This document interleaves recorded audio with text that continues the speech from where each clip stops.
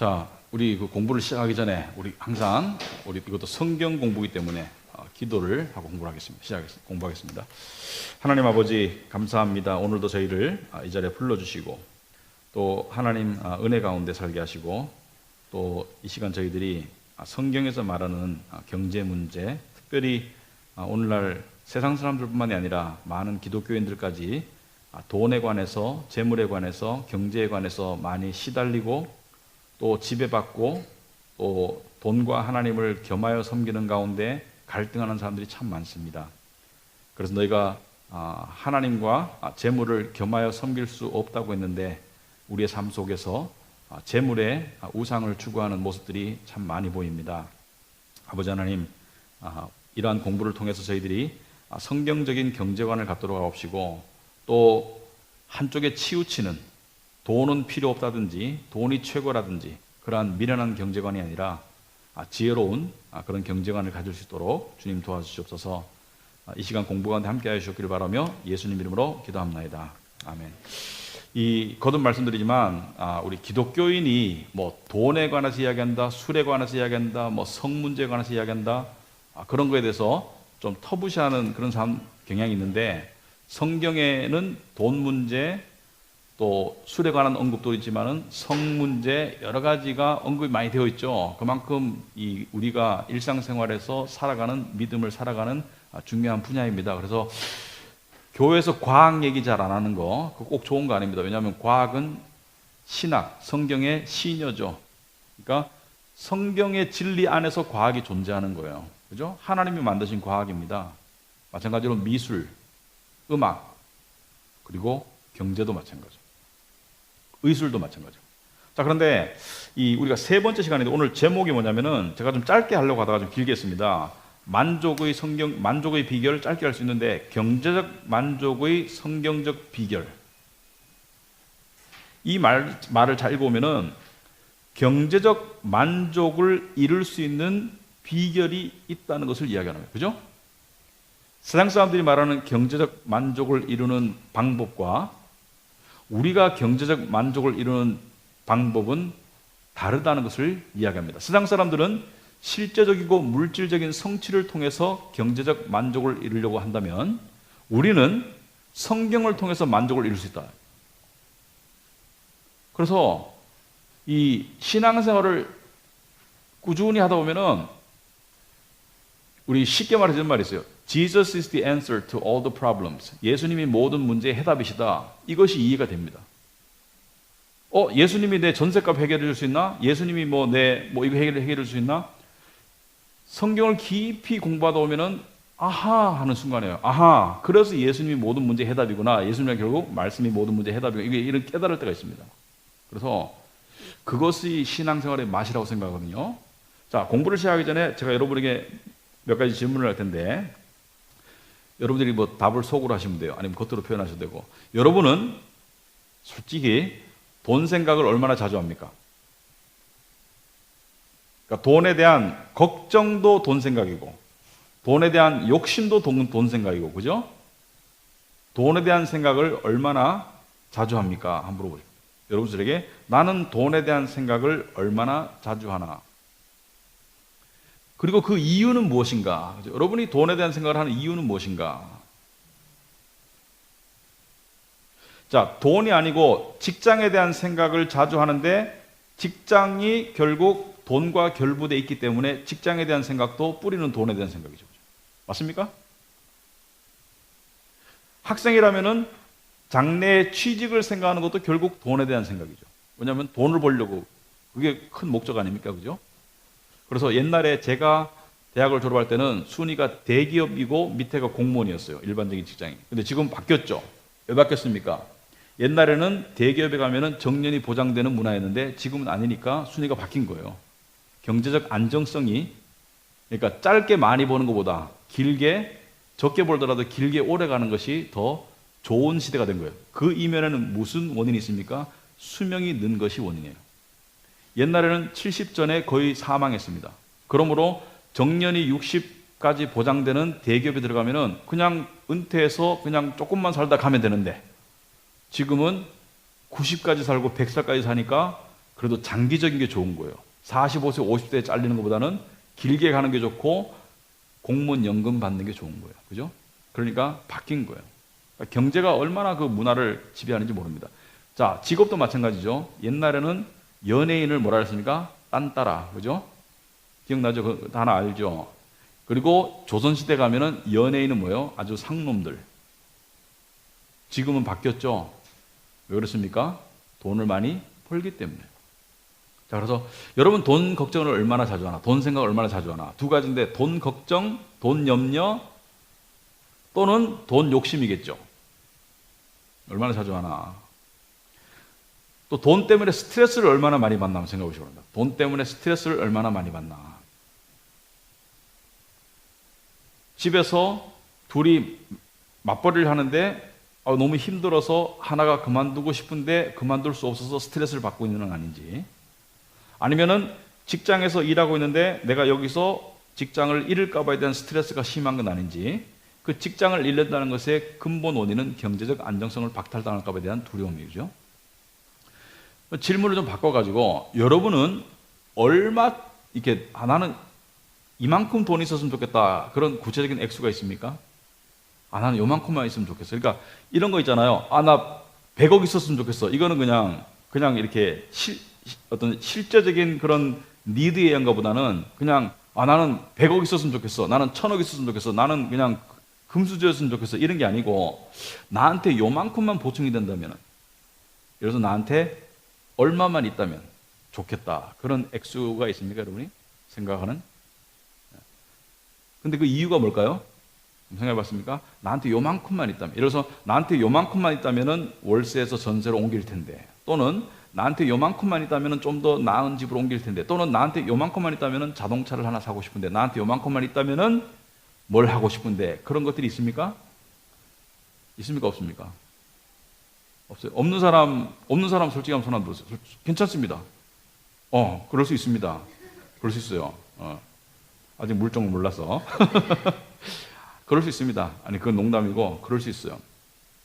자, 내가 돈보다 더 추구하는 것이 강하면 돈에 대한 문제는 좀 이렇게 우선순위가 내려갈 수 있어요. 그런데 그렇다 해가지고 돈에 대한 추구나 염려가 나하고 완전히 상관없는 것은 아니다. 왜 그러냐면 말이죠. 예를 들어서 어떤 집에 애가 태어났어요. 근데 대학교까지 집이 그냥 중산층 이상이야. 그래가지고 뭐 용돈도 그냥 웬만큼 쓰고, 또 학교 다닐 때 등록금 걱정 없었고, 그냥 그렇게 살았어요. 근데 걔한테 너 돈 걱정하니 물어보면 돈 걱정한다는 말 안 하면, 돈을 왜 걱정해? 이렇게 얘기합니다. 돈을 왜 걱정해? 뭐 용돈 받고 돈 때문에 엄마 아빠 얼굴 찡그리는 거 못 보고 이랬는데, 졸업해서 자기가 가정을 꾸려서 경제에 부딪혀 보니까 돈에 대한 걱정과 돈에 대한 염려가 막 일어나는 거예요. 그거는 돈에 대한 염려가 없었는 게 아니라 잠재해 있었는 거죠. 그래서 비록 지금 아니더라도 혹시 잠재해 있을지 모릅니다. 예를 들면 이런 거예요. 어떤 고등학생이, 특히 미국이나 한국에 고등학생이, 우리나라 한국에, 자, 지방 도시에서 신앙생활을 열심히 했어요. 그러니까 아버지도 뭐 직분자고, 어머니도 교회에서 열심히고 집사님이고, 또 이 학생도 교회에서 학생회하고, 또 교회 착실히 나가고, 그 다음에 바른 생활, 그죠? 바른 생활 학생, 그러니까 인사 잘하고 예의 바르고 아주 잘 살았어요. 그렇게 봤을 때 사람들이 뭐라 합니까? 쟤는 믿음이 되게 좋아. 쟤는 아주 좋은 크리스찬이야. 쟤는 어렸을 때부터 아주 신앙생활 잘하고 있어. 그런데 이 학생이 대학을 갔어요. 집을 떠나서 서울로 왔어. 그런데 2년쯤 지나고 보니까 교회도 뜨문뜨문 나가고 술 마시고 막 취해가지고 클럽 다니고 막 이상한 짓 하고 그랬어요. 그럴 때 그걸 알게 됐어. 부모도 알게 되고 고향에 있는 교회 사람들도 알게 돼서. 그래서 묻습니다. 너 왜 이렇게 변했어? 너 안 이랬는데 왜 이렇게 변했어, 사람이? 왜 이렇게 망가졌어? 실제로는 변한 게 아니고, 고등학교 때 그 시골에서 지방에서 다니던 교회에서는 그게 인정받는 길이었어요. 소위 말해서 교회 생활 착실히 하고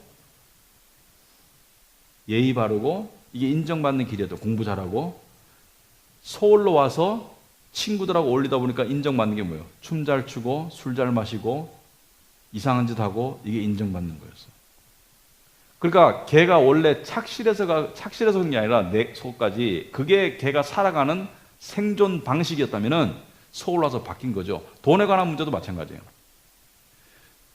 돈에 대한 염려가 없는 듯이 보이는 사람이 어느 날 굉장히 큰 염려가 올 수 있습니다. 특별히 집이 부유했다가 망한 사람, 특히 부유한 집에서 살다가 망한 사람이 그 경제가 주는 충격 때문에 5년, 10년을 못 태어나는 경우도 있어요. 그 안에 돈에 대한 그 염려나 욕심이 없었던 게 아니라 없는 것처럼 보였지. 왜? 공급되니까.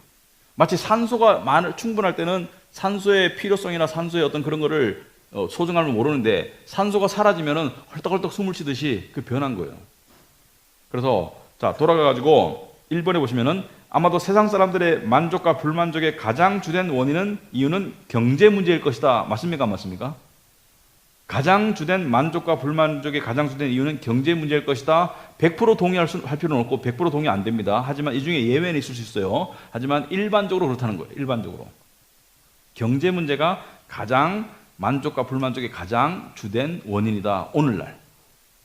그래서 신문을 보면 알 수 있습니다. 신문을 보면 가장 많이 나오는 기사가 무슨 기사? 사람들이 가장 많이 보는 기사가 요즘은 그러니까 북한의 핵이라든지 특별한 이슈가 없이 일반적으로 가장 많이 all time, 그죠? 항상 사람들이 많이 보는 게 뭐예요? 경제 뉴스. 여러분 그런 기사가 굉장히 눈에 팍 들어오죠. 30대 대한민국의 평균 연봉이 얼마다? 여러분 클릭해서 들어가죠. 나는 어디야? 나는 상위 20%야? 하위 20%야? 중간이야? 그런 거 굉장히 들어오죠. 대기업과 중소기업의 임금 격차가 얼마다? 나는 어딜까? 그죠? 가구당 소득이 얼마다? 굉장히 사람들이 관심이 많아요. 특별히 오늘날처럼 경제 문제가 초미의 관심사가 된 적이 없어요. 어떻게 할 수 있냐? 불과 몇십 년 전만 하더라도 아니면 이조 시대에 사람들이 모여서 돈 얘기하잖아요. 그럼 왕따 당해요. 저는 이렇게 천에 특히나 나이 들어가지고 어른들이 모여서 돈 얘기하잖아요. 그러면은 사람들이 저 사람 좀 너무 천박하다. 이렇게 요즘 뭐예요? 다 모이면 다 돈 얘기하는데요. 많은 사람들이 돈 얘기한대요. 돈 얘기로 돌아간대요. 그러니까 돈 얘기가 아니라 집값 얘기 이런 거 있잖아요. 그죠? 무슨 연금 이야기 이런 게 다 돈 얘기잖아요. 이런 걸로 다 돌아간다는 거예요.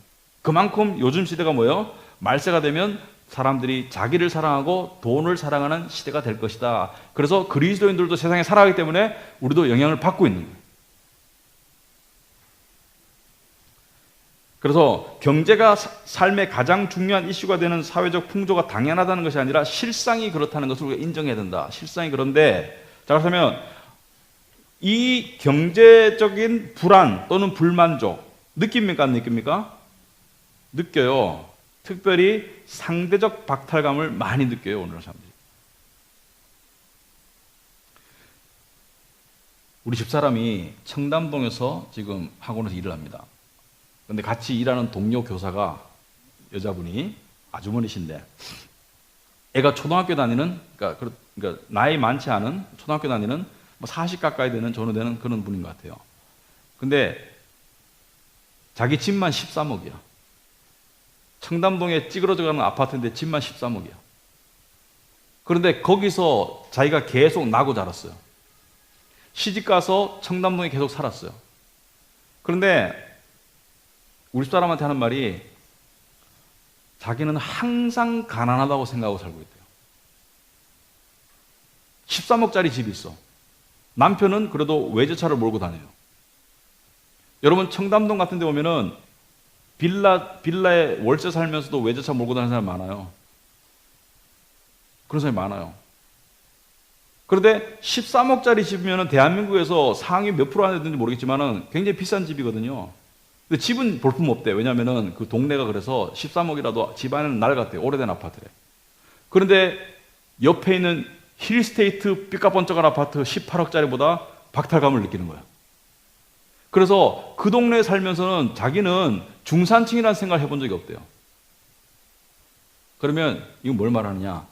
13억짜리 아니라 20억짜리 집에 살면서도 어느 환경에 있느냐에 따라 가지고 박탈감을 느낄 수가 있어요. 여러분, 웃긴 게 저쪽에 시골 가가지고 3억짜리 아파트 사면은 삐까번쩍한데 서울에서 중심지에 10억짜리 아파트 사도 찌그러져 있어요.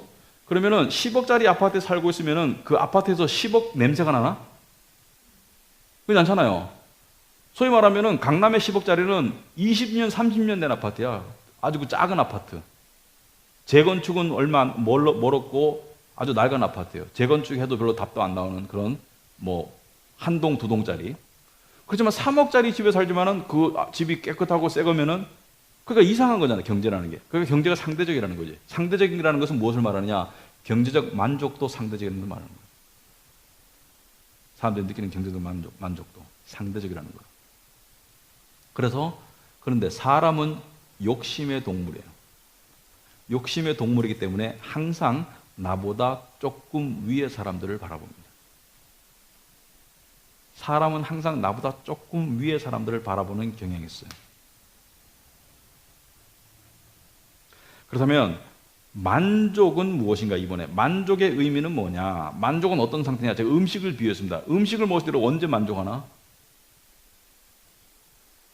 언제 만족해요? 먹고 배부르고 편안하면 만족한 거예요. 너무 많이 먹어도 불만이야, 사실은. 그죠? 너무 많이 먹으면 배가 빵빵하고 불만이지만 적당히 먹고 포만감을 느끼고 그럴 때가 만족이거든요. 그때 더 먹고 싶어요? 아니죠. 그게 만족이에요. 더 먹고 싶으면 만족이 아니야. 이쯤 하면 됐다, 먹을 만큼 먹었어, 이게 만족이거든요. 그죠? 그런데 그러면 돈은 얼마나 먹어야 만족할까? 내가 돈을 얼마나 먹어야 만족할까? 여러분의 입에다가 1억을 넣어주면 만족할래? 여러분에게 돈을 얼마나 넣어주면 만족할까? 돈은요, 정말 묘한 거예요. 돈은 만족이 없어요. 만족이 없습니다. 오히려 돈 많은 사람들이 더 욕심내는 게 돈의 그 무서움이에요. 우리가 조심하지 않으면. 그러니까 저는 목사잖아요. 그러면 우리 교회 안에 성도들이 있지만은 거기에 경제적 어떤 그러니까 객관적으로 봤을 때 경제적으로 더 잘 사는 사람, 덜 잘 사는 사람, 뭐 중간층 뭐 이렇게 층들이 있잖아요. 그런데 보면은 만족은 이 서열과는 관계 없어요. 별로 관계 없어요. 이 서열과 관계가 없어요. 경제적 이 사다리에서 경제적 수입이 밑에 있는 사람은 요 정도 버는 사람, 저 정도 되면 나 같으면 되게 만족할 것 같은데 그 사람은 만족하지 못한 거예요. 결국은 뭐냐? 경제적 만족은 우리가 속고 있는 어떤 기준이에요. 우리 육신에 의해서 속고 있는 거예요. 세상에 의해서 속고 있는 거예요. 사탄에 의해서 속고 있는 거예요. 그러니까 경제적 만족이라는 것이 사탄이 인간을 속이는 가장 커다란 무기 중에 하나예요. 가장 커다란 무기야. 왜? 돈과 하나님을 겸하여 섬길 수 없다고 했기 때문에. 세상 어디에 하나님과 무슨 술을 겸하여 섬길 수 없다. 하나님과 쾌락을 겸하여 섬길 수 없다. 하나님과 취미를 겸하여 섬길 수 없다. 하나님과 검도를 겸하여 섬길 수 없다. 이런 말이 없습니다. 돈과 하나님을 겸하여 섬길 수 없다 이러지. 이게 무슨 뜻입니까? 돈만큼 강한 힘이 있는 게 없다. 돈만큼 사람을 유혹하고 매료시키는 것이 없다는 거예요. 조심하지 않으면. 그래서 돈에 대해서 무관심한 크리스찬은 정말 무관심할 수 있다면 내가 뭔가에 빠져있기 때문에 그건 좋은 거예요. 그러나 돈에 대해서 무관심한 사람은 거의 없기 때문에 돈에 대한 성경적인 비결을 배워나가지 않으면 인생이 괴롭습니다. 제가 아는 많은 분들 중에 나이 드신 분들이 있지 않습니까? 나이 들어서도 돈 걱정 때문에 전전긍긍 하시는 기독교인들이 있어요. 돈에 대한 걱정 때문에. 그런데 이렇게 물어봅니다. 당신 앞으로 얼마 살 것 같아요? 그러면은 뭐 나이에 따라 다르겠지만 생각에 따라 다르겠지만 한 10년, 20년 살 것 같습니다. 그러면 죽을 때까지 그 돈 다 쓰고 갈 수 있을 것 같아요? 물어보면 계산을 해보겠죠. 사실 다 못 써요. 죽을 때까지 반 쓰고 갈 수 있을 것 같아요? 아니, 그러니까 일반적인 어떤 수입이, 그러니까 일반적인 조금의 재산이 있는 경우에 반 쓰고 갈 수 있을 것 같아요? 반도 못 쓸 것 같아. 근데 왜 걱정해요? 그러니까, 내가 왜 걱정하고 있지? 이러는 거야. 무슨 말인지 알겠어요? 내가 왜 걱정하고 있지? 그 사람이 걱정하는 거는 지금 남은 수명에 비해서 내가 가지고 있는 돈이 부족해서가 아니라 돈이 줄어들면 걱정하는 그 자동 걱정 모드에 이미 들어가 있는 거야. 근데 인생을 지혜롭게 생각한다면 돈을 모아야 될 때가 있습니다. 한참 애들이 크고 내가 중년이 돼가고 모아야 될 때가 있는데 노년이 되어서는 돈을 안 모아도 돼요. 사실은 어느 정도 모여 있으면, 그죠? 안 모아도 됩니다. 만약에 내가 노인인데 내가 돈이 3억 있어요. 그러면 우리나라에서 60살, 70살 노인이 3억 있으면 많이 가진 건 아니에요. 그죠? 평균 얼마인지 모르겠는데 많이 가진 건 아니에요. 좀 적게 가진 걸 거예요. 3억 있다고 칩시다. 적게 가진 건 아니라도 하여튼 평균 근처라고 칩시다. 그러면 3억 있으면은 한 달에 이자가 세금 떼고 한 50만 원 가까이 나옵니다. 그죠? 그러면은 내가 3억 있으면은 연금이 나올 거예요. 국가에서. 만약에 부부가 살아있으면은 노령연금이 합쳐서 3, 40만 원 나오고요. 그러면은 이자가 나오고, 그러면 한 돈 100만 원 가까이 될 거예요. 그러면은 이거를 한 달에 100만 원씩만 헐어 써도 몇 년을 버틸 수가 있어요? 3억 있으면은 25년을 버틸 수가 있어. 그런데 왜 걱정하느냐? 줄어드는 거를 걱정하는 거예요. 이론적으로는 그렇다 이 말이지. 이론적으로. 그래서 내가 첫 번째 이야기하고 싶은 거는 경제적 만족에 대해서 우리가 많이 속고 있고 우리가 세상에 의해서 자꾸 잘못 훈련되어져 가고 있다. 이것이 언제까지냐? 사는 동안 그렇게 되고 있다는 거예요. 그러니까 내가 가만히 있으면은 세상에 의해서 세상의 본신에 의해서 내가 훈련되어 가고 있기 때문에 내가 경제적인 안전과 만족을 느끼려면 어떻게 돼요? 내가 제대로 깨우쳐 나가야 돼. 이해가 됩니까? 3번에 보면은 경제적 만족, 즉 지금 상태 이상의 욕심을 가지지 않고 가진 것으로 만족하는 사람이 과연 얼마나 될까? 여러분, 지금 현재 상태로 만족하는 사람이 몇 명이나 될까? 우리 명인자매 빼고 여기 이 안에 있으면 손 한번 들어보세요. 지금 나는 더 이상 필요 없어. 손 들어보세요. 아니, 부끄러워하지 말고 나는 더 이상 필요 없어. 손 들어보세요. 왜 손 안 들어? 믿음이 없네 다들. 여러분, 그런 사람 거의 없어요. 근데 혹가다 있어요. 좀 풍족한 사람들 중에 있을 수 있고 좀 어떤 세상 사는 방식이 특이한 사람 중에 있을 수 있습니다. 그런데 풍족한 사람 중에 자기는 만족해, 그러므로 나는 돈에 관한해서 만족하는 비결을 배웠어라고 말할 수 있을까 없을까요? 없어. 왜? 가난해보지 못했기 때문에. 어떤 사람이 이런 사람이 있었어요. 부모가 잘 살아. 아버지가 능력이 있어. 그래가지고 돈에 대해서 별 지장이 없어. 그래가지고 살고 있다가 어느 날 갑자기 나를 지탱해 주던 그 가정의 경제력이 무너지니까 너무 불안감이 엄습해 오는 거야. 느껴보지 못했던. 왜 그랬습니까? 그때의 만족은 조건적인 만족이었는 거예요. 만족의 비결을 배운 건 아니에요. 상황이 만족을 준 것이지. 그러면 그건 성경에서 주려고 하는 만족이냐? 아니에요. 그죠? 제일 처음에 제가 뭐라 했습니까? 만족에 속고 있다. 만족할 수 있는데도 만족하지 못하는 건 만족에 속고 있다. 만족이라는 기준에. 두 번째는 뭐예요? 조건적인 만족은 있을 수 있으나 그것 또한 지속적이지는 못하다. 대부분의 사람들은 경제적으로 만족하지 못한다. 내가 만족하는지 안 하는지 어떻게 알 수 있느냐? 여러분이 뭔가를 여전히 갈망하고 있으면 만족하지 못하는 뜻이다. 목이 마르면 갈증이 해소 안 된 것이고 배가 고프면 포만감이 없는 거죠. 그러니까 여러분이 뭔가를 계속 지속적으로 생각하고 염려하고 갈망하고 욕심내는 마음이 있으면 만족하지 못한 상태야. 그지? 그러면 지금 현재 상태에서 만족하는 사람 손 들어보세요. 그러면 거의 없을 가망이 많아요. 있을 수도 있지만 없을 가망이 많아요. 자, 그렇다면 성경이 말하는 만족은 뭐냐? 제가 지금 이 서두를 설명하는 것은 성경이 말하는 만족에 대한 설명하기 위해서입니다. 성경이 말하는 만족은 두 가지를 해야 됩니다. 첫째는 성경이 말하는 만족은 4번에 보시면 저절로 주어지는 게 아니다. 그러므로 상황에 의하여 좌우되는 저절로 주어진 것도 아니고 상황에 의하여 좌우되는 만족이 아니다. 자, 뭐를 말하고 있습니까? 나는 타고났어. 만족이 안 됩니다. 나는 경제적 만족을 타고났어. 이거 안 돼요. 기질적으로 그게 좀 덜 드러날 수는 있습니다. 근데 나는 경제적 만족을 타고났어. 타고난 듯이 느낄 때가 있을 거예요. 그렇지만 시간이 좀 더 지나봐라. 여러분에게 내가 고백 하나 하고 싶은 게 있는데요. 제가 목회를 처음 할 때가 내 인생에서 경제적 불만이 가장 높았습니다. 내가 생각해 봤을 때. 이상하죠? 사람들이 이럴 거예요. 인간 유모모가 비즈니스를 하다가 목사가 되었대. 그러면은 달라졌겠지 이렇게 한 거예요. 달라졌겠지. 돈에는 좀 더 초연하겠지 이렇게 생각할 거 아닙니까? 그죠? 비즈니스맨 하다가 목사가 되면 돈에는 초연해야 되는 거 아닙니까? 맞잖아요. 상식적으로는.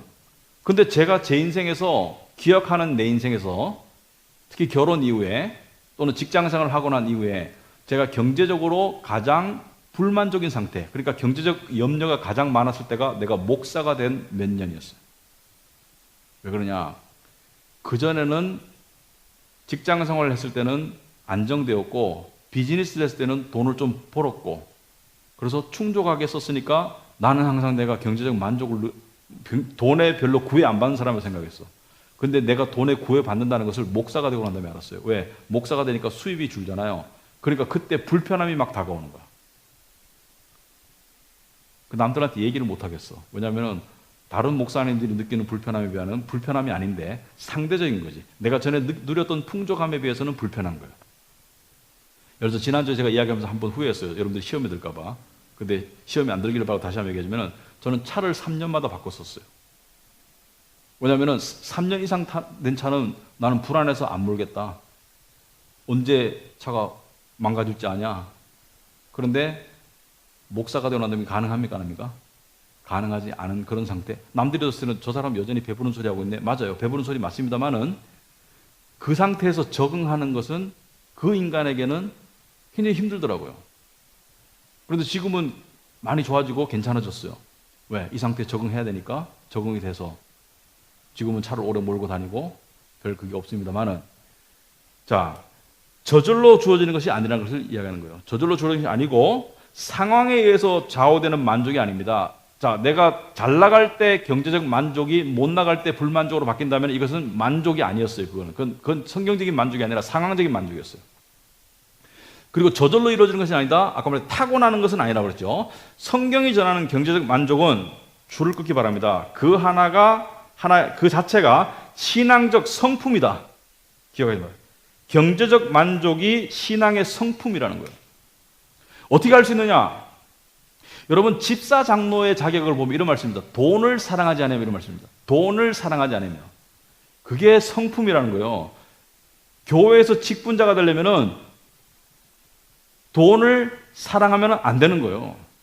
그게 왜? 성품이라는 거예요. 디모데가 목사였어요.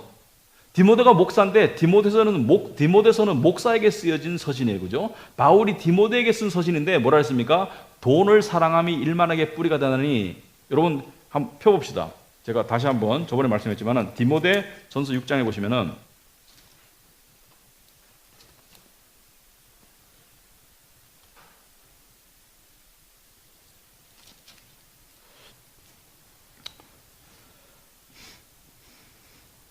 자, 6장 10절에 우리 다 같이 한번 읽어봅시다. 여러분이 자주 읽어야 되는 말씀이에요. 자, 한번 읽어봅시다. 돈을 사랑함이 일만하게 뿌리가 되나니 이것을 탐내는 자들은 미혹을 받아 믿음에서 떠나 많은 근심으로써 자기를 찔렀도다. 자, 돈을 사랑함이 모든 악의 뿌리다. 그러니까 얼마나 돈이 중요한 문제라는 걸 이야기하고 있어요. 돈 문제가. 모든 악이 거기서 나온다. 그리고 이것을 탐내는 자들, 이것은 뭐예요? 돈을 탐내는 자들은 미혹을 받아 믿음에서 떠나. 돈 사랑하면 믿음에서 떠날 수도 있다는 거예요. 얼마나 위험합니까? 그리고 많은 근심으로 자기를 찔렀다. 자살할 수도 있어요. 영적인 자살. 물론 돈 때문에 진짜 자살하는 사람도 있지만은 믿는 사람은 믿음의 자살을 할 수가 있어요. 돈 때문에. 얼마나 위험합니까? 그리고 11절 한번 읽어봅시다. 다 같이 시작. 오직 너 하나님의 사람아 이것들을 피하고 의와 경건과 믿음과 사랑과 인내를 따르며 12절 믿음의 선한 싸움을 싸우라 영생을 취하라. 거기까지. 자, 지금 오직 너 하나님의 사람아는 누구를 말하는 거예요? 이 편지 원본상에 따지면 누구인 거예요? 이거는 디모데를 말하는 거예요. 디모데는 직업이 뭐라고? 오늘날 말하면 목사예요. 무엇을 피하라고 목사 보고? 돈 사랑하는 것을 피해라는 거예요. 교회에서 돈 문제 일어납니까? 안 납니까? 일어나죠. 여러분, 그 기독교가 욕먹는 원인 중에 하나가 그거 아닙니까? 돈 문제 때문에. 예를 들어서 돈을 착복하는 것도 문제지만 너무 많은 돈이 주어지는 거, 목회자에게. 예를 들어서 회사는 세상이니까 저는 이걸 제가 저번에도 경제관 얘기할 때 이거 있잖아요. 기독교의 정의는 자본주의와 공산주의의 조화다. 그러니까 자본주의의 폐해는 뭡니까? 이 양극화, 빈익빈 부익부가 너무 커져서 회사의 CEO는 연봉이 100억이고 말단 직원은 연봉이 2천만 원이에요. 이거죠.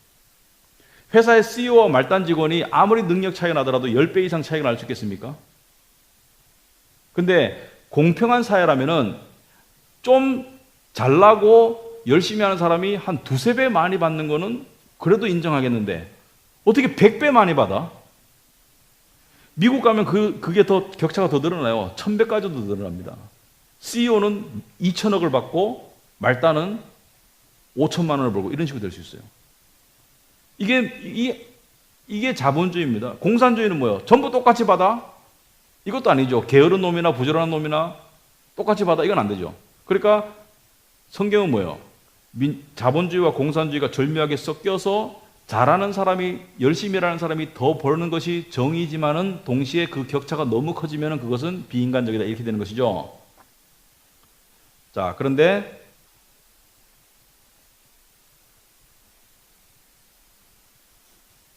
오직 너 하나님의 사람아 이것들을 피하라. 이것들을 피하라는 뭐예요? 돈에 대한 사랑을 피해라. 그래서 제가 아까 이 말을 하려고 했었습니다. 잠깐 트랙을 놓쳤는데 교회가, 여러분 생각해 보세요. 교회가 성도 50명짜리 교회가 있다고 칩시다. 그리고 성도 500명짜리 교회가 있다고 치고요. 성도 5,000명짜리 교회가 있다고 칩시다. 실제로 다 가능하죠. 50명 이하도 가능하고 50명 이상도 가능합니다. 5만 명도 있으니까 우리나라에. 그러면은 성도 50명짜리 교회 목사의 사례와 성도 500명 교회 목사의 사례와 성도 5,000명짜리 교회 사례가 세상에 가면 이렇게 됩니다. 세상에 가면은 연봉 100억도 있으니까.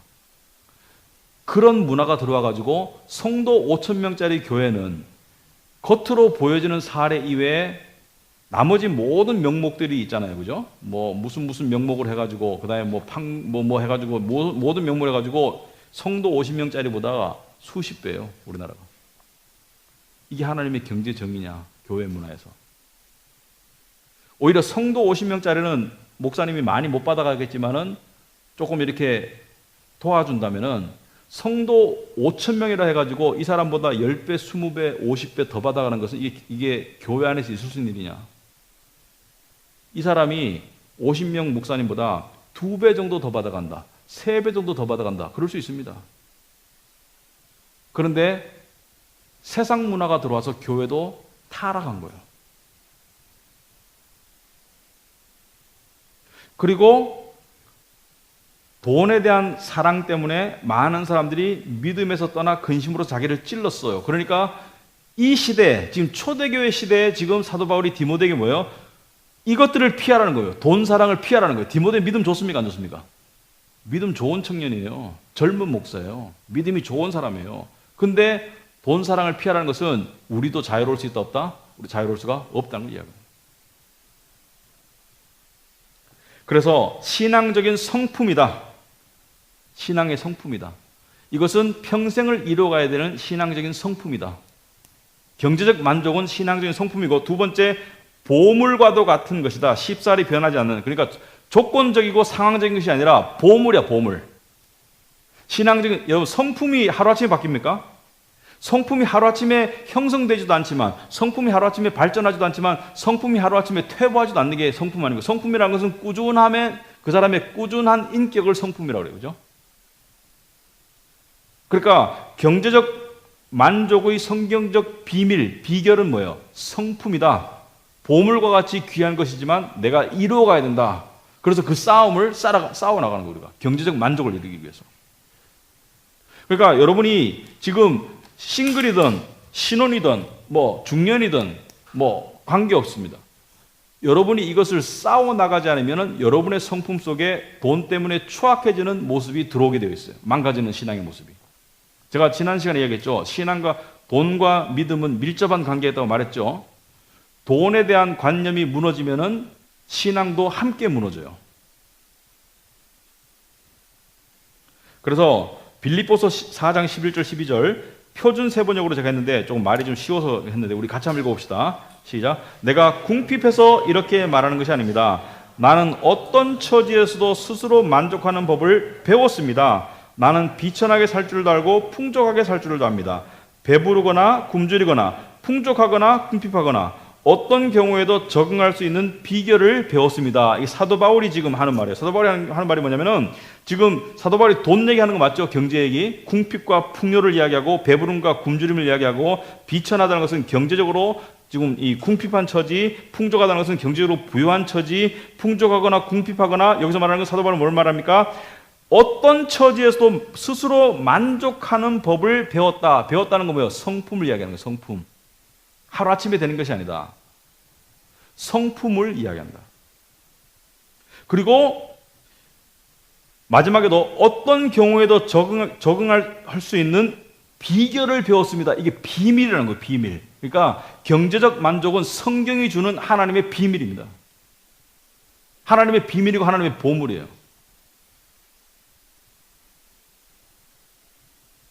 이것을 얻을 수 있으면은 인생에 엄청나게 복이 됩니다. 이 경제적 만족의 성경적인 비결을 내가 성품으로 내가 쌓아나가잖아요. 그러면 엄청나게 은혜가 됩니다. 왜? 수많은 걱정과 수많은 초조와 수많은 불안과 수많은 분노와 수많은 탐심과 수많은 시기심이 어디로 옵니까? 경제 때문에.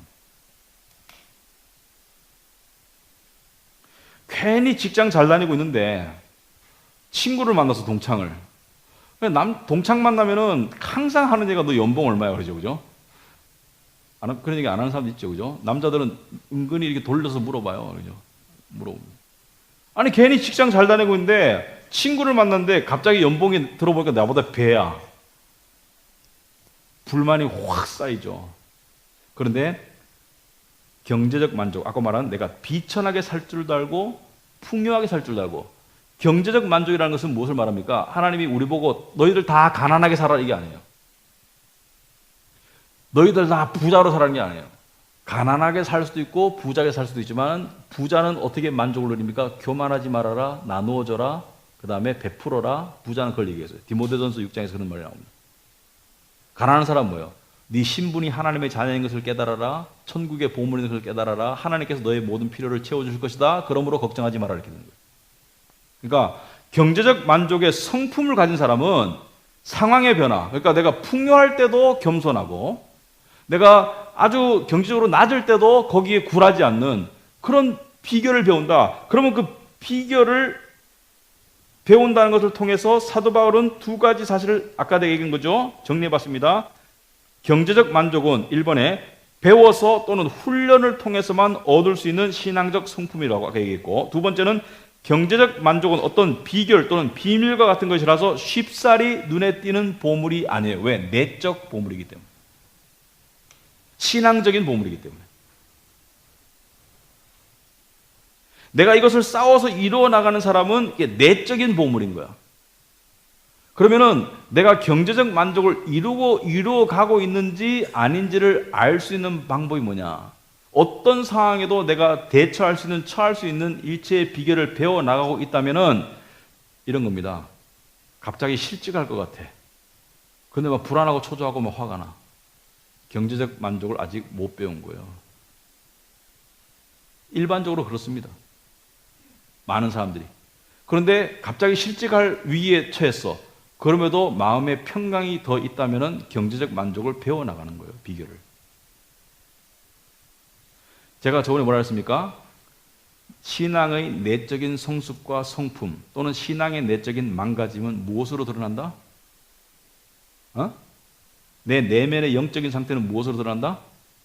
어이구, 땡큐 민경 성도님. 감정으로 드러나는 감정. 감정은 내가 조울증이나 이런 병적인 그런 원인이 아니라 감정의 극한 동요는, 다시 말해서 감정의 극한 동요는 내 내적인 영적 상태를 나타내는 계기판이다. 그래서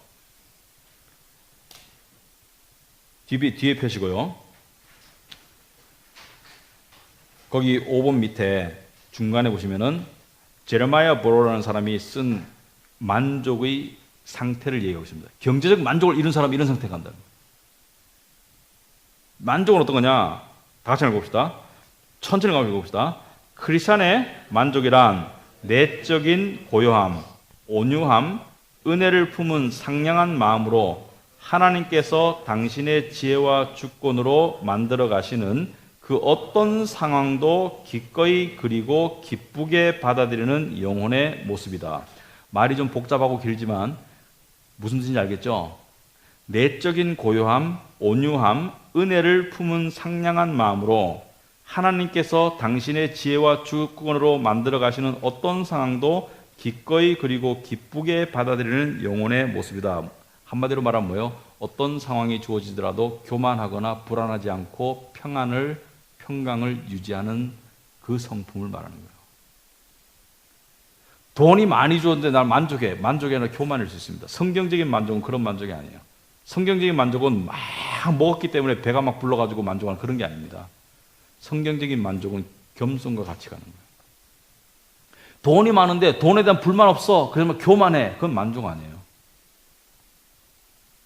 교만에서 나오는 그 우월감, 또 그 어떤 그 죄악적인 자신감, 또 그걸로 인한 그 무례함, 그건 만족 아니에요. 왜냐하면 만족은 성품과 같이 가기 때문에. 무슨 말이겠습니까? 성품과 같이 가는 거예요. 하나님이 말씀하시는 경제적 만족은 성품과 같이 가는 거예요. 내가 경제적 지위가 내려갔어. 불안하고 막 초조하고 화가 나고 막 안달나고 이거 경제적 만족 분명히 아니죠. 자, 특별히 공부를 열심히 하거나 성취를 이렇게 추구하던 성실한 사람들에게 나타나는, 특별히 도시에 사는 사람들에게 나타나는 특징이 하나 있습니다. 뭐냐면은 줄어드는 것을 못 견뎌. 맞습니까? 맞습니까? 숫자가 늘어나는 건 견디는데 줄어드는 걸 못 견뎌. 옛날에 딱지치기 하는데 구슬치기 하고 여자들 뭐 합니까? 뭐였습니까? 뭐였는지 모르겠네. 공기? 고무줄? 아니 그 놀이 말고 뭐 모으는 거. 여자들 뭐 모으는 거 없어요? 뭐 핀 같은 거는 모으지 않았나 옛날에? 어? 내가 너무 옛날 시대인가? 여러분 뭐 모았는지 모르겠는데, 그러니까 딱지가 30장에서 30장 딱 모이면 와 목표 달성인데 기분 좋은 거는 딱 10초. 그 다음에 뭐예요? 50장 만들어야지. 50장 되면 와 70장. 70장 만들면 드디어 100장. 그죠? 근데 100장으로 가야 되는데 70장에서 69장, 65장 미치겠지. 무슨 말인지 알겠어요? 인간의 욕심은 플러스만을 원한다. 맞습니까? 맞습니까? 내 통장에 2천만 원 모아놨는데 올해 해가지고 2,500만 원 만들어야지 목표야. 근데 갑자기 뭐 집안에 뭐 돈 들 일이 생겨가지고 엄마가 야 동생 결혼할 때 좀 내놔. 그래가지고 동생 결혼하는데 도와주고, 또 뭐 예를 들어서 뭐 갑자기 뭐 무슨 뭐 휴대폰도 부서지고 또 아니면은 뭐 하여튼 무슨 일들이 생겼어요. 어쩔 수 없이 뭐 병이 들었다든지 뭐 하여튼 그래가지고 2,500만 원을 가야 되는데 1,800만 원으로 줄어들었어. 무슨 말인지 알겠죠? 그때 느끼는 무슨 말인지 알겠죠? 그래서 내가 지난주에 뭐라 했습니까? 지난번에 공부할 때 저축에 대한 계획은 가지되 네가 하나님이냐? 그 계획이 너무 강하면 스스로 뭐가 된다? 올가매게 되고 뭐요? 스스로 돈의 노예가 되고 경제적 만족과는 멀어진다. 그래서 우리는 3년 안에 빚을 반을 갚을 거야. 전세금 대출인데 반을 갚을 거야. 그 계획은 좋으나 그것을 너무 강하게 가져가지고 절대시되면 어떻게 돼요? 불안이 엄습할 겁니다. 경제적 만족의 성품이 아니라 짜증 날 거예요. 목표치에 도달하지 못하기 때문에. 줄어드는 것도 문제지만 내 강한 목표만큼 따라주지 못할 때 불안한 거야. 내 목표가 너무 강하면 옛날에는 애가 치킨 맛있게 먹는 게 이쁜데 치킨 너무 많이 먹는 게 미워 그냥. 치킨 너무 많이 먹어가지고 돈을 많이 못 모아. 예를 들어서. 무슨 말 알겠습니까? 옛날에는 어디 가면은 그래도 맛있는 거 있으면은 먹고 싶어서 같이 그냥 먹으면서 조금 누리는 여유가 있었는데 돈의 목표가 너무 강하면은 그냥 안 먹어. 왜냐하면 이게 나의 신조야. 나 안 먹을래. 나 옷 안 살 거야. 그죠? 그게 너무 강하면 어떻게 돼요? 삶이 행복합니까? 목표가 너무 강해도 안 된다는 거예요. 그래서 어떠한 상황에 처할지라도 내적인 고요함, 온유함, 은혜를 품은 상냥한 마음으로 하나님께서 만들어 가시는 상황에 그것을 받아들이고 순응하는 상태가 경제적 만족이다. 제가 옛날에 비즈니스를 할 때는 목표가 있었습니다.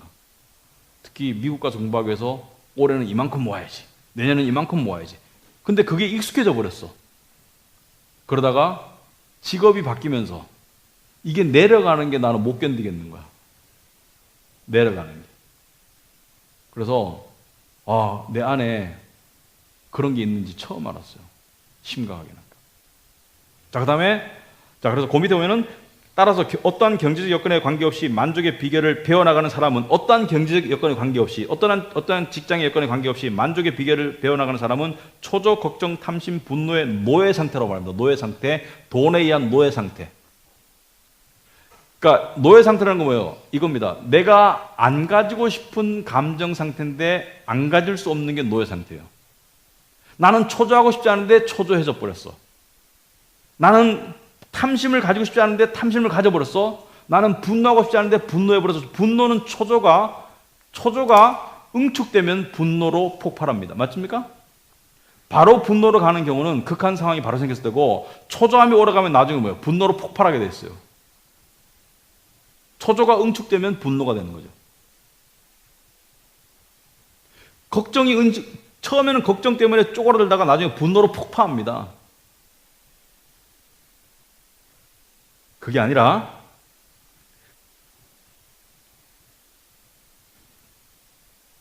점점 더 평안이 깃드는 영혼 상태가 되어가는 것이 경제적 만족을 배워가는 성경적 비결입니다. 제가 뭐라 했습니까? 항상 기준이 평안 상태다. 평안 상태다. 여러분의 어떠한 멋진 계획도 어떠한 멋진 어떤 그런 것도 평안을 해치면 성령께서 말씀하신 거, 너 지금 경제가 우상이 되어가고 있어.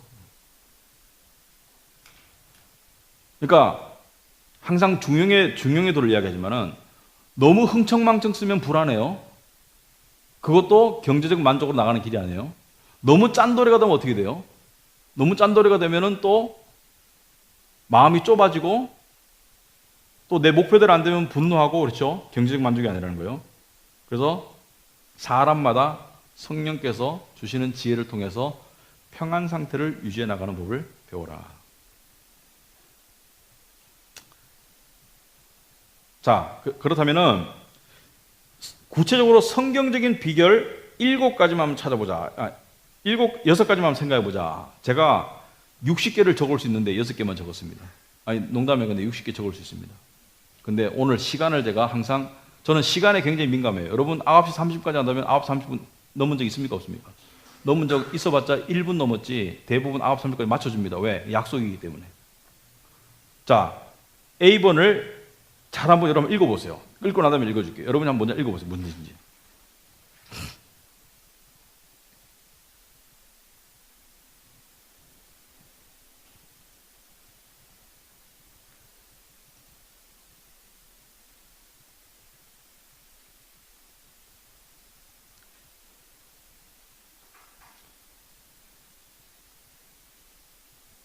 자, 여기 보시면은 기대치의 상황을 맞추려고만 하는 노력보다, 이게 우리가 일반적인 거죠.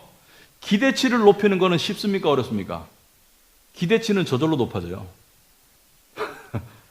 기대치는 저절로 높아집니다. 500만 원 모이면 700만 원 갖고 싶고, 700만 원 가지면 1000만 원 갖고 싶고, 1500cc 자동차 사면 2000cc 사고 싶고, 2500cc 자동차 가지면 외제차로 넘어가고 싶고, 기대치는 얼마든지 저절로 높아지는데, 힘든 거는 뭐예요? 훈련과 성품이 필요한 건 뭐예요? 기대치를 내리는 게 힘든 거예요. 기대치에다 상황을 맞추려고 하죠. 나는 이 기대치에 맞춰야 돼. 근데 이거는 항상 가능한가요? 아니죠. 그러니까 이거는 지는 게임이야. 무슨 말 하겠습니까? 이렇게 한다고 여러분의 재산이 줄거나 늘지 않습니다. 솔직히 말하면. 무슨 말 하겠어요? 여러분이 기대치를 낮춘다고 여러분의 재산이 주나? 이론적으로. 여러분이 기대치를 높인다고 여러분의 재산이 저절로 늘어나나? 오히려 줄어들 수 있습니다. 기대치가 높아가지고 엉뚱한 짓 하다가. 자산관리 잘못해가지고. 나중에 내가 자산관리 얘기하겠지만, 기대치가 높다 보니까 자산관리를 잘못해서 엉뚱한 짓 할 수 있어요. 기대치를 낮춘다고 재산이 줄어들지도 않아. 근데 뭐가 변화가 있습니까? 여러분의 평강에 지대적인 변화가 있는 거예요. 평강에 큰 변화가 있는 거예요. 그러니까 사람은 본능적으로 기대치의 상황을 맞추려고 해요. 이게 내 목표야. 상황을 맞추려고 그래요. 근데 상황이 맞춰지지 않을 때가 많거든. 그렇지 않습니까? 그러면은 이 상황을 내가 조정할 수는 없나? 조정할 수 없어요. 이 마음의 기대치는 누구한테 달려있나? 본능이 이렇게 높여가지만 이건 조정할 수는 없나? 훈련으로. 있잖아요. 훈련으로. 기대치를 낮추면은 만족도가 높아지는 거예요. 거꾸로 가라는 거예요. 거꾸로. 역발상을 하라는 거야. 성경은 역발상을 하라는 거야. 사도 바울이 내가 낮은 데 처할 줄 아는 법을 배웠다는 거야. 낮은 데 처할 줄 아는. 그러니까 낮았을 때, 경제적 상황이 낮았을 때 이걸 끌어올릴 수 없으니까 그 상황에 내 마음을 내리는 것을 내가 연습했다는 거예요. 그건 가능하다는 거야. 사람이 언제 제일 좌절감을 느끼냐면은 안 되는 걸 하라고 할 때 좌절감을 느끼는 거야. 상황을 여기 맞추는 게 안 되는데 좌절감을 느끼는 거야. 근데 상황에 마음을 낮추는 거는 연습하고 기도하고 말씀 보면 된다니까. 돈을 사랑하며 일만하게 뿌리라 자꾸 읽으면 마음이 낮아져요. 기대치가. 붕 떴던 기대치가 낮아질 수 있다고. 이건 할 수 있는 거야. 성령의 도움으로 말씀의 능력으로 할 수 있다고. 신앙으로. 그래서 기대치의 상황을 맞추려고만 하는 노력보다 주어진 상황에 자기의 기준을 맞춰가는 법을 배워야 한다는 거예요. 저는 이것을 읽었을 때 너무 감동을 받았습니다. 이 말은 무슨 뜻이냐면은 이건 내가 만들어낸 법이 아니라는 거예요. 성경에 있는 법이라는 거예요. 그런데 그렇다고 이게 읽고 이해한다고 바로 되느냐? 아닙니다. 날마다의 연습 속에 들어가야 될 하나의 원칙이에요. 성경은 내가 어떠한 상황에서라도 내게 능력 주시는 그리스도 안에서 살아갈 것을 배우는 것이 믿음이라면은 어떠한 경제적 상황 속에서도 내 마음의 기대치를 낮출 줄 알아라. 내가 하나님이 나를 보살피시는 걸 하나님이 여러분을 보살피시는 걸 여러분이 믿는다면, 믿죠? 믿는다면은 여러분에게 지금 주어진 경제 환경은 누가 만들었어요? 하나님이 허락하신 상황이에요. 그러면 하나님이 거기 있어도 되기 때문에 이렇게 한 거죠. 있는 게 좋기 때문에 그런 거예요, 사실.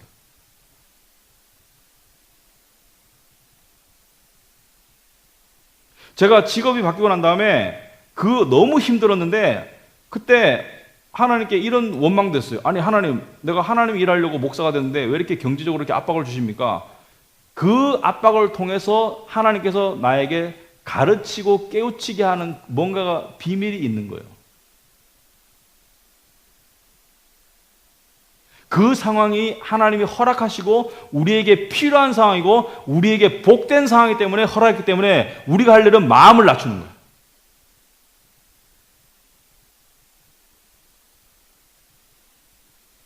더군다나 이런 게 도움이 됩니다. 내 죄에 의하면 지옥불에 가야 되는데 그 밥 먹고 살고 있네. 그겁니다. 밥 안 굶고 살고 있네. 그게 가장 낮은 기준이에요. 그 기준에 도달하는 것이 경제적 만족을 이루는 신앙의 성품입니다. 자, 그래서 성경적으로 부유한 마음은 어떤 마음이냐? 성경적으로 부유한 마음은 재산을 늘려서 이루어지는 게 아닙니다. 재산을 늘려준다고 마음이 부유해지진 않아요. 성경적으로 부유한 마음은 욕심을 줄여가면서 이루어지는 거예요.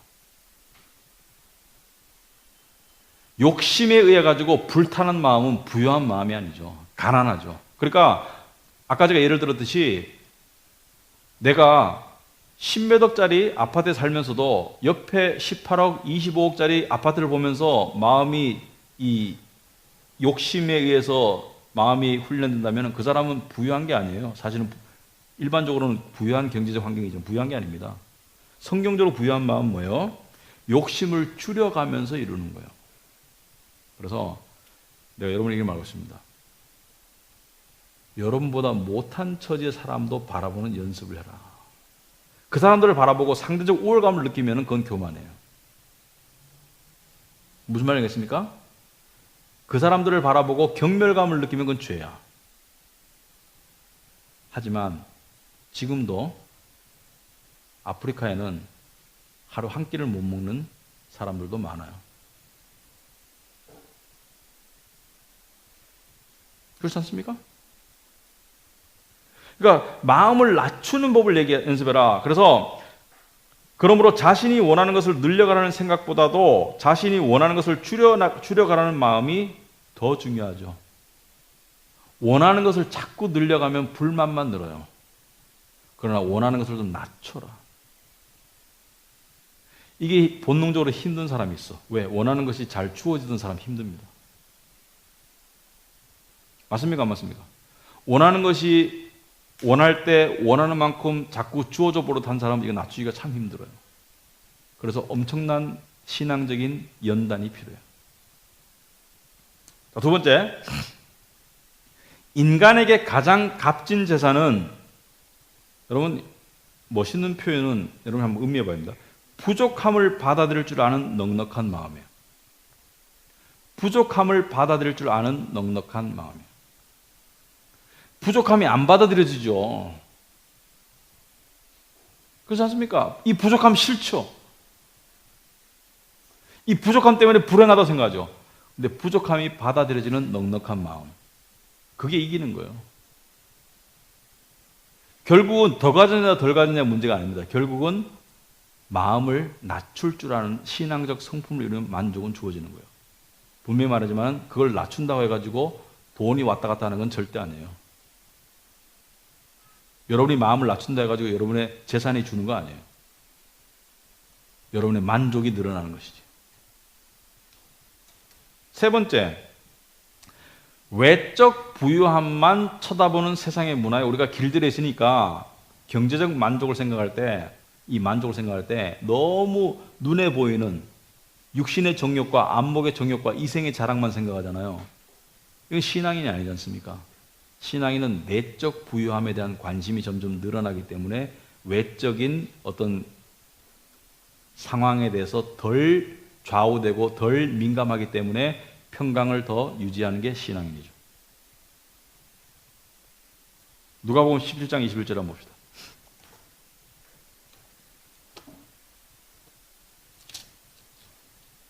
누가복음 17장 21절.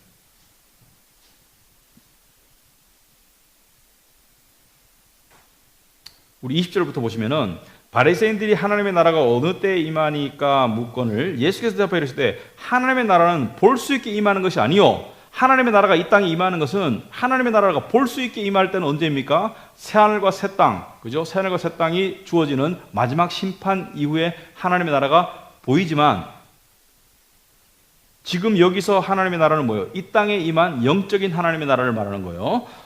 예수님께서 21절에 굉장히 중요한 말씀입니다. 또 여기 있다 저기 있다고도 못하리니 하나님의 나라는 너희 안에 있느니라는 거예요. 예수님 여러분, 우리 안에 뭐가 있다고요? 하나님의 나라가 있어요. 하나님의 나라는 가난합니까? 부유합니까?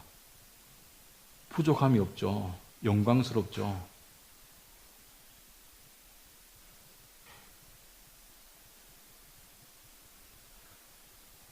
제가 옛날에 그 총각 때 제가 이제 25살 때 크리스찬이 됐는데, 그러고 난 다음에 이 어울리던 이 크리스찬 그룹이 있었습니다. 외국인들도 있었는데, 어디 뭘 먹으러 가면은, 그때는 더치페이가 좀 거의 문화적이 아니었어요.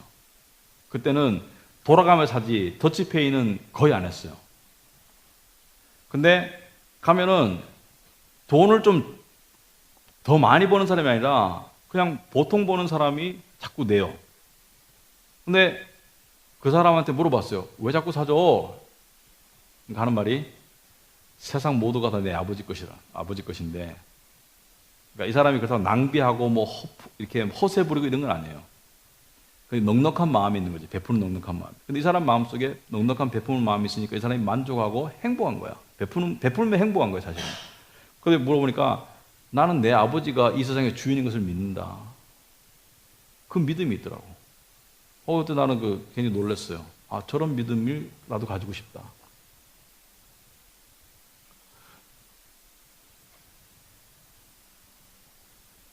여러분, 우리 교회가 여기 있잖아요. 어떤 분은 이렇게 얘기합니다. 목사님, 월세가 너무 비싼데 돈도 아깝고 이거 월세 내기 힘들지 않으세요? 또 월세 내려면 걱정되지 않으세요? 불안하지 않으세요? 뭐 올라갈까봐 뭐 걱정되지 않으세요? 어느 순간부터 저는 그 걱정을 거부합니다. 왜? 이 건물이 누구 건데요? 하나님 거 아닙니까? 내 아버지 거 아닙니까? 아니, 사람에게 맡겨졌지만 내 아버지 거잖아요. 내 아버지가 우리 교회가 여기 있는 걸 원하시면 있게 하시겠지. 있게 하시고 있잖아요, 지금도. 내 아버지가 더 큰 건물로 가기를 원하시면은 이 교회가 내 교회입니까? 하나님의 교회잖아요. 이 교회가 더 큰 건물로 가게 하면 하시겠지. 또는 더 작은 건물로 가게도 하실 수 있다는 것을 받아들일 마음의 준비가 되어라. 우리들 중에 많은 사람은 저를 포함해서 작아지는 거, 줄어드는 거 싫어한다고 그랬죠, 아까. 한 4년 전인가 영어협에서 이런 논의가 있었습니다. 세가 올라갈까봐 걱정을 하고 있었어요. 그런데 걱정하는 가운데, 그만큼 올라가면 어떡하지? 우리가 못 맞추면 어떡하지? 근데 그 장로 중에 한 사람이 이렇게 말하더라고요. 왜 그걸 걱정해? 하나님의 뜻이 더 작은 데 가가지고 더 초라하게 예배 드리면 되지. 그 말 듣고 제가 충격을 받았어요. 나는 그거를 생각하고 싶지가 않았거든. 생각 못하는 게 아니라 생각하고 싶지가 않았어요. 더 작은 데 간다는 것을. 근데 그걸 딱 들었을 때 그게 내 마음에 받아들이지가 않았어. 근데 내가 생각해보니까 그 사람 말이 100배 맞는 거야. 신앙의 순수성을 지키기 원한다면은, 세상과 타협하기를 원하지 않는다면은 작은 곳으로 갈 수 있는 거야. 더 초라한 곳으로 갈 수 있고 더 숫자가 줄어들 수 있는 거야. 왜 느는 것만 생각하냐고. 이렇게 내 자신에게 원망을 했습니다. 꾸짖었어요. 그리고 세월이 흐르고 난 다음에 그 말을 내가 받아들일 수 있게 되니까 얼마나 편한지 몰라요. 그때는 더 작은 곳으로 갈까봐, 더 줄어들까봐 불안했는데 이제 안 불안해요. 안 불안하니까 소신껏 신앙생활 할 수 있어요. 소신껏 설교할 수 있어요. 저 사람이 이 말하면 떠날까봐, 저 사람이 이 말하면 뭐 삐질까봐 그런 걱정 안 합니다. 물론 사람을 일부러 삐지게 하고 싶거나 불편하고 싶지는 않지만 성경이 전하는 말씀을 내가 소신껏 있게 전할 수 있는 거예요. 왜? 사람 눈치 안 보니까. 경제 노예가 되는 사람은 사람의 눈치를 볼 수밖에 없습니다.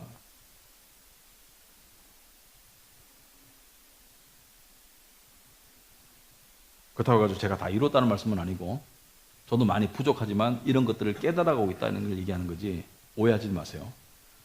자, 그 다음에 10번 중간에 보시면은, 점점 더 하늘의 부유함을 생각하는 영혼은 이 땅의 일들에 대해서 훨씬 덜 민감해지죠. 그죠? 경제적인 이슈에 대해서 덜 민감해져요. 그죠? 맞습니까? 안 맞습니까? 하늘의 부유함, 천국을 생각할수록, 하나님 나라를 생각할수록, 이런 거죠. 직장 때문에 불안해. 그럴 때 천국을 딱 생각하는 사람은, 아이고, 내가 이게 뭐 천년만년 살아? 여러분, 집은 상태가 중요하지만은, 어디 여행 가가지고, 여러분 여관 가가지고, 만약에 좀 상태가 좀 안 좋다 해가지고, 그것 때문에 막 하루 종일 붕괴합니까? 뭐라고 생각합니까? 하룻밤 자고 갈 건데, 뭐 그렇게 너무 중요하게 생각하지 말자. 이렇게 하잖아요. 우리가 영혼의 관점에서 신앙생활을 한다면은, 이 세상에서 조금 불편함이 주어질 때, 내가 뭐 천년만년 살아?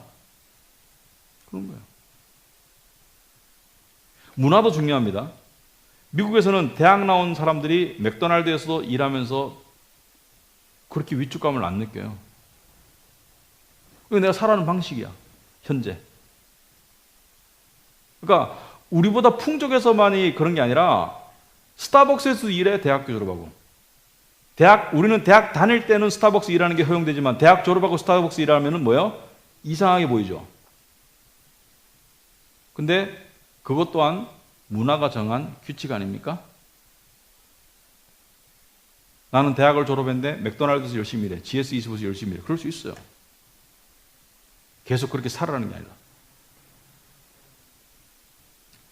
그래서 덜 민감해진다. 그 다음에 D번. 자신이 어느 정도의 경제적 수준으로 살아야 한다는 틀이 강할수록 만족과는 거리가 멀어집니다. 나는 이 정도에 살아야 돼. 만족과는 거리가 멀어져요. 그 틀이 강하면 불만과 분노와 초조를 벗어날 수 없어요. 그래서 계획은 하되 아까 말했지만 계획의 틀이 너무 강하면 안 돼요. 그리고 하락할 수 있다는 것을 명심하세요. 줄어들 수도 있고 하락할 수도 있어요. 하락을 못 견디면 만족을 얻을 수 없습니다. 이론적으로 상승하는 것이 정상이라면은 세상에 왜 이런가? 세상에 하락하는 사람, 상승하는 사람만 있나, 하락하는 사람만 있나? 상승하는 사람도 있고 하락하는 사람도 있는데 비율적으로는 상승하는 사람이 많겠어요? 하락하는 사람이 많겠어요? 하락하는 사람이 많아요. 제가 옛날에 그 비즈니스를 할 때 친하게 지내던 한 10명의 동료가 있습니다. 같은 비즈니스를 하는. 근데 그때 시절이 좋았거든요. 경기가 상당히 좋았어요. 그래가지고 그때 상당히 이 세상적으로 돈을 번 사람들이 있었어요. 지금 그 사람들을 수소문 해보잖아요. 그러니까 누굴 통해서 소문을 듣잖아요. 소문을 들어오면은 그 중에 한둘 빼고는 다 망했어요. 근데 망한 이유가 뭐였냐면은 너무 잘 되는데 익숙했어. 상승하는데. 이 비즈니스가 상승하는데 익숙하다 보니까 여기서 이 상승을 유지하거나 더 상승하기 위해서는 이 비즈니스를 할 수가 없어. 이게 비즈니스가 항상 잘 되는 거 아니잖아요. 사양길에 들어가잖아요. 그러니까 다른 업종을 택하는데 쉽게 택하더라고. 왜? 자신감에 쩔어. 그리고 상승의 속도를 낮추고 싶지 않아. 예를 들어서 다음 비즈니스를 할 때 상승의 속도를 조금 낮추고 안전하게 하지 않고 이 상승 속도 이상으로 그냥 가고 싶은 거야. 그래가지고 다 무리수를 해가지고 다 망하더라고요. 그래서 하락할 수 있다는 것을 받아들일 수 있겠습니까, 여러분? 그 연습을 하세요. 그 연습이 상황이 그렇게 좋아지든 하세요. 이번 달에 적자 났어. 막 신경질 나죠. 아니 이번 달에 나는 저축을 최소한 수입의 20-30%를 저축하는 게 목표인데 이번 달에 빵꾸 났어. 신경질 나죠. 그때도 그럴 수도 있다는 것을 받아들이기 바랍니다. 펑크 날 수도 있어요. 펑크 나는 게 잘했다는 것이 아니라 어쩔 수 없이 펑크 날 수 있잖아요. 펑크 날 수도 있을 때 그때 짜증내면 안 돼요. 펑크 나는 달도 있는 거예요. 10달이면 10달, 12달 전부 다 상승하기를 원하는 것은 비이상적인 기대치예요. 욕심적인 기대치고. 10달 중에 서너 달은 밑으로 내려갈 수도 있어요. 상승할 수도 있고 계속. 그렇지만 상승하든 밑으로 내려가든 거기에 대해서 크게 개념치 말아라. 그 다음에 2번 하나님은, 이거 중요합니다. 하나님은 이 땅에서 당신의 백성들이 어느 정도의 고난을 겪으며 살도록 인도하신다. 여러분 동의하십니까? 살아보니까? 에? 믿음의 학교를 다니려면, 이거 제가 만든 표현인데 여러분 한번 들어보세요. 믿음의 학교를 다니려면 고난은 필수 과목이다. 내가 만들고 내가 감탄했네. 맞습니까? 맞습니까? 믿음의 학교를 다니려면 고난은 필수 과목이다. 경제적 고난도 그 중에 하나일 수 있습니다. 사실은 경제적 고난이 가장 일반적인 고난 중에 하나죠. 특이한 게 아니죠. 믿음의 학교를 다니려면 고난은 필수 과목이에요. 헬조선인에 이해됩니다. 그렇지만 우리나라만 헬 조선은 아니에요. 물론 우리나라가 힘든 부분이 있긴 있어요. 우리나라만의 힘든 부분이 있겠지만은 우리나라만 그런 건 아니에요. 월세 때문에 헬 조선이다. 월세 비율은 서양이 더 높습니다, 사실은.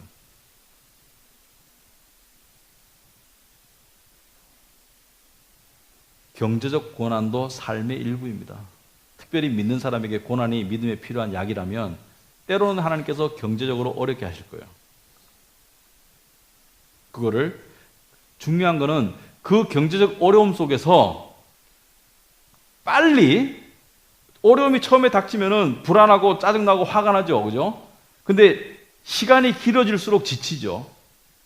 근데 안 지칠 수 있는 비결은 이거예요.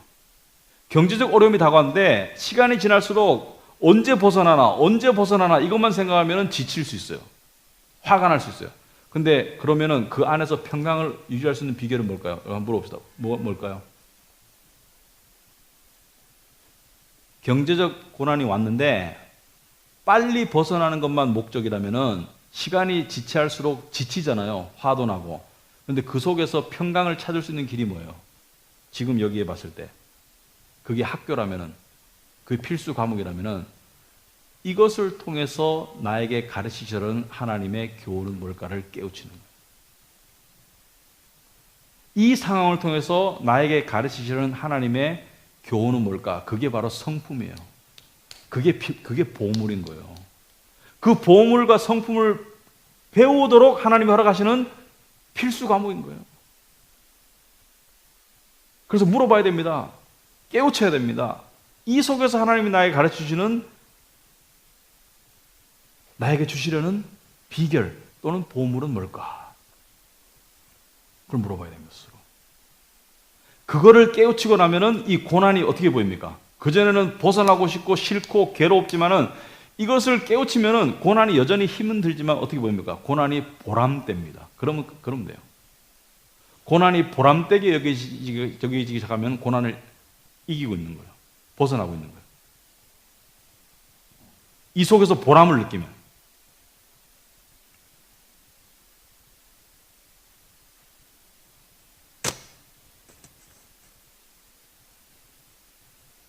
자, 마지막 F번. 아무리 자신이 가난하다고 생각하더라도 사실은 모든 필요들이 충족되고 있음을 깨달아야 한다. 이 중요합니다. 가난한 사람에게 또는 가난하지 않더라도 여러분에게 여러분의 모든 필요가 충족되고 있습니까? 물었을 때 아니요라고 대답하는 사람들이 많을 거예요. 왜냐하면 그 사람들이 생각하는 필요와 갈망을 구별하지 못하기 때문에.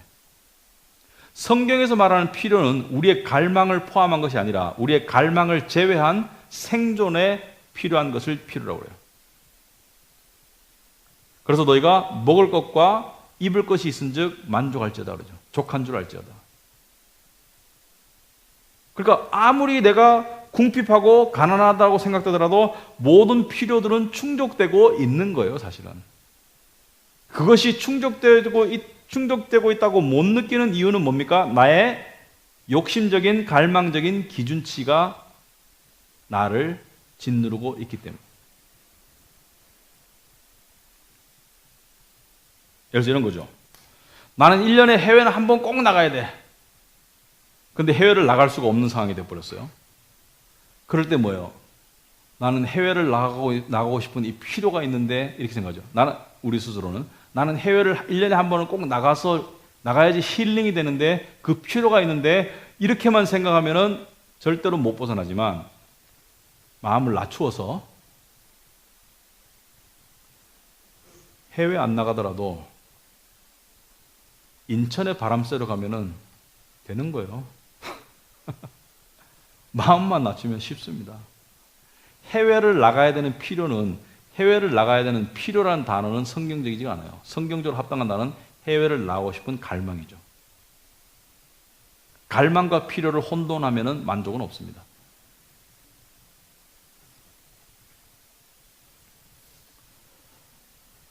자, 여기까지 했는데 여러분이 참 경청해 주신 것 같은데 좀 어떻게 좀 생각이 좀 도움이 됩니까? 네? 여러분이 좀 이렇게 좀 제가 원하는 거는 오늘 엄청나게 깨달았네 그게 아니고 이런 쪽으로 노력하면 되겠네. 이거를 조금 여러분이 깨달았으면 좋겠어요. 이런 쪽으로 노력하면 되겠네. 그래서 요런 거를 버리지 마시고 여러분이 한 번씩 경제적인 문제나 직장 문제나 때문에 열받거나 불안할 때 이걸 한번 보세요. 보고 여러분이 강의를 한번 상기하면 좋겠습니다. 이런 쪽으로 내가 성품을 가다듬어 가면 좋겠네. 그죠? 그걸 여러분이 한번 생각해 보시라. 아시겠습니까? 자, 제가 여러분에게 책 숙제를 드렸는데 책은 거의 안 가져오셨죠? 지금 책을 하려는 건 아니고 이거 읽어본 거를 내가 뭐 몇 가지 질문을 하고 있는데 시간이 다 했기 때문에 못 하겠어요. 숙제만 드릴게요. 다음에는 173페이지까지 읽어보면 됩니다. 173페이지까지 읽어보시면 되고 뭐 미리 다 읽으셨으면 좋아요. 네, 좋고 질문 있습니까? 네. 네. 불교에서 말하는 무소유와 어떤 차이가 있느냐? 불교는요, 아주 특이한 종교입니다. 제가 봐서는. 불교는, 그러니까, 불교가 추구하는 그 해탈의 경지는, 불교는 좀 특이한 종교입니다. 예를 들어서 이거요.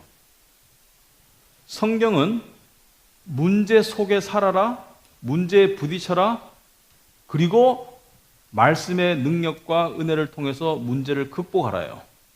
맞습니까? 안 맞습니까? 여러분 보고 지구를 떠나거라 성경은 안 그러죠, 그죠? 여러분 보고 직장을 떠나거라 세상을 떠나라 그러죠. 불교는 뭐예요? 문제를 회피해라 이거예요. 그래서 문제를 해결하라는 거예요. 예를 들어서 절은 어디에 있습니까? 주로 산에 있어요. 왜냐하면 세상에 있으면 문제가 드러나죠. 세상에서 좋은 차를 보면 타고 싶고, 세상에서 좋은 음식을 보면 먹고 싶고, 세상에서 좋은 멋있는 남자나 여자를 보면 갖고 싶고, 그래서 뭐요? 산으로 들어가라. 그러면은 제가 묻겠습니다. 문제가 사라질까요? 문제가 내재되어 있을까요? 내 안에 내면적인 문제가 해결됩니까? 안 됩니까? 안 되죠. 무소유는 뭐예요? 소유 자체를 거부해라. 소유 자체를 거부하면은 소유에 의해서 일어나는 탐심과 걱정과 불안이 없어질 것이다 이거예요. 이것도 하나의 방법입니다. 그러니까 종교가 추구하는 것이 뭐 해탈 천국하지만 이 땅에서 종교가 추구하는 것은 이거예요. 평강입니다. 내적 평강을 다 추구하는 거예요. 불교도. 그러면 내적 평강을 이루는데 도움이 됩니까? 안 됩니까? 도움이 되죠. 어느 정도는 무소유하고 산에 들어가 살고. 그러나 속세 나오면 똑같죠. 그래서 스님이 고승이 될수록 점점 더 산으로 깊이 들어갑니다. 암자로 들어가죠. 내가 부처님, 불교 믿는 분들을 내가 비하하려는 것이 아니라 점점 더 암자로 들어갑니다. 왜? 사람들과 있으면 괴팍함이 자꾸 드러나거든요. 나이가 들수록. 근데 고승이 되면 어느 정도 인품을 보여야 되잖아요. 그러니까 산으로 갈 수밖에 없는 거야. 신비로운 존재가 되는 거예요. 산으로 갈수록. 계속 사람들과 있으면 괴팍한 노인이 될 수 있어요. 기독교는 뭐예요? 세상의 빛과 소금이 되어라. 세상에서 살아가는 거예요. 그 차이가 있는 거예요. 세상에서 네 안에 있는 것들이 다 드러나라. 그리고 너는 못 바꾼다. 내가 바꿔주마. 이게 기독교예요. 나를 믿어라. 나의 말씀을 먹어라. 내가 바꿔주마. 제가 이렇게 막 한다고 해서 여러분이 막 나는 경제적 만족을 가져야 돼. 경제적 만족을 가져야 돼. 이렇게 자기를 때리라는 것이 아니라 아이 경제적 만족을 못 가지는 나쁜 놈아. 경제적 만족을 막 뒤통수치라는 것이 아니라 하나님 경제적 만족이 안 됩니다. 이 부분에. 말씀을 통해서 경제적 만족을 말씀의 능력으로 이루어가라는 거예요. 실제로 경제적 만족의 성품을 갖고 주시는 분은 여러분이 아닙니다. 여러분 안에 거하는 성령님이죠. 그래서 내가 아까 안 읽었는데 시편 23편 뭐예요? 여호와는 나의 목자시니 내게 부족함이 없으리로다. 우리 읽을 때 여호와가 나의 목자니까 목자가 되면 내가 부족함이 없겠다 이렇게 생각하잖아요. 그렇게 생각하지 마시고 내가 부족함을 느끼는 이유는 뭐예요? 여호와가 나의 목자가 아니기 때문에. 생각해 봤습니까? 여호와가 나의 목자 맞아요. 신분적으로 나의 목자 맞습니다. 구원자 하나님 맞는데 경험상 체험 속에서 나의 목자가 안 됐기 때문이에요. 내가 여전히 부족함을 느끼는 것은 내 믿음의 바닥을 드러내는 거예요. 여호와가 나의 목자가 실제적으로 목자의 역할을 내가 여호와께 드리지 않고 있는 거예요. 그러니까 부족함을 느끼는 거예요. 우리가 어떤 상황에서도 부족함을 느끼는 것은 여호와가 나의 목자가 100% 안 된 거예요. 그러니까 경제적인 문제와 믿음과는 엄청나게 밀접한 톱니바퀴 같은 관계가 있는 거예요. 그죠? 또 다른 질문 있습니까? 하나만 있으면 더 받고 없으면 마치겠습니다. 아시겠죠? 네, 그럼 우리 기도하고 마치겠습니다. 하나님 아버지 참으로 감사합니다. 아버지 하나님 때문에 힘이 나고 아버지 하나님 때문에 저희가 살 소망을 가지게 됩니다. 세상에서 경제 문제를 벗어나서 살 수 없는 육신의 존재인 나약한 존재임을 고백합니다. 하지만 성경 말씀은 신앙의 비밀은 그 주시는 연단과 훈련은 우리로 하여금 물질의 노예가 되는 것이 아니라 그것을 넘어서서 살 수 있는 그런 자유함을 주는 능력의 말씀인 것을 믿습니다. 아버지 하나님, 우리가 오늘 배운 내용을 날마다의 삶 가운데 실천하며 연습할 수 있도록 하옵시고, 그것이 인간적인 실천과 연습이 중요한 것이 아니라 성령을 의지하고 말씀을 의지하며 하나님을 의지하는 그러한 믿음의 훈련, 믿음의 실천이 될 수 있도록 주님 도와주시옵소서. 예수님 이름으로 기도합나이다. 아멘. 마치겠습니다.